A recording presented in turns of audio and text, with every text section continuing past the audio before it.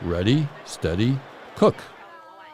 Lawmakers Bi-ling and Wan-yu are suited up to prepare Lunar New Year dishes. Today I'm making cuttlefish with 5-flavor sauce. This is a big cuttlefish. Kuan scored her cuttlefish by carving a crisscross pattern.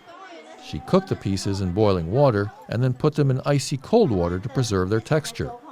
The cuttlefish is plated and dressed with a 5-flavor sauce.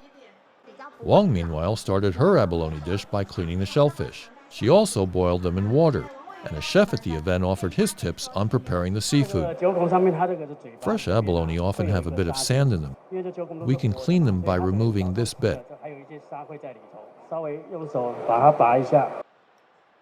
Greenpeace held the cooking event to promote conservation and its tips for sustainable consumption of seafood. We release a booklet for consumers to better understand the seafood they can buy in the markets, and hope when people prepare their Lunar New Year meals, they can think more about environmentally friendly options.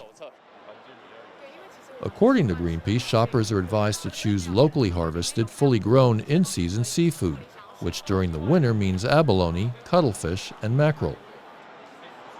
On the other hand, silver pomfret and prawns should be avoided because they're often caught by bottom trawling nets, which cause overfishing and damage to the seabed.